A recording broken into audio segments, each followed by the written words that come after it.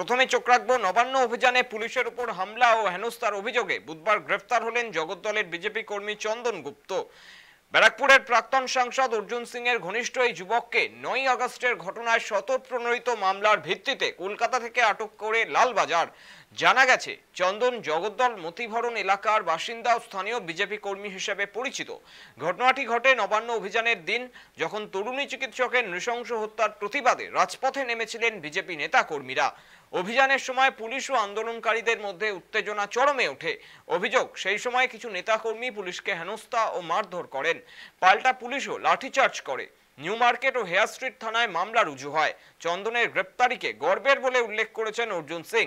তার বক্তব্য, তরুণী চিকিৎসকের হত্যার প্রতিবাদে আন্দোলনে গিয়ে চন্দন গ্রেপ্তার হয়েছে, কোনো অপরাধমূলক কর্মকাণ্ডের জন্য নয়।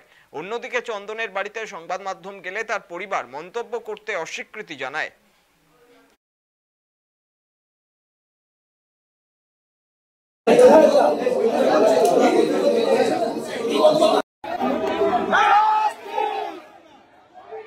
অভয়া ন্যায় বিচার না পাওয়ার জন্য যে লড়াই শুরু করেছে অভয়া মা বাবা, আমাদের গর্বের ব্যাপার। আমাদের এলাকার কোনো ছেলে এই লড়াইতে গ্রেফতার হয়েছে। দেখুন, পুলিশ যে আচরণ করবে, পুলিশ কি ভালো আচরণ করেছিল? শান্তিপূর্ণ মিছিল, তুমি একদিকে ব্যারিকেড লাগাচ্ছ, হাইকোর্টে অর্ডার আছে, আর তুমি সঙ্গে সঙ্গে তার লাঠি চার্জ করছো। চন্দন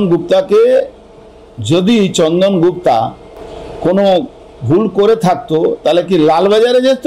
বুঝতে পারছেন না? লালবাজার ব্যবসায়ী মানুষ, নিজের কোনো বিজনেসের জন্য কিছু কিনতে গেছে, ওখানে মোবাইলের কোনো পার্টস ওর খারাপ হয়ে গেছে, তাকে ওখান থেকে ধরে নিয়েছে। তো বহুত বাহাদুরি কাজ করেছে।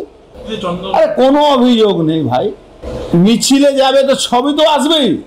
তুমি একটা লোককে মারছো, আর সে লোকটা তুমি মারছো, তোমাকে ধরে নিয়েছে, ও পড়ে গেছে, সে পুলিশে চোট লেগেছে।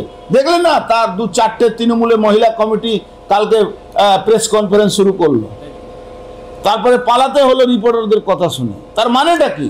সবটাকে মোবিলাইজ করা হচ্ছে, পলিটিক্যালাইজ করা হচ্ছে।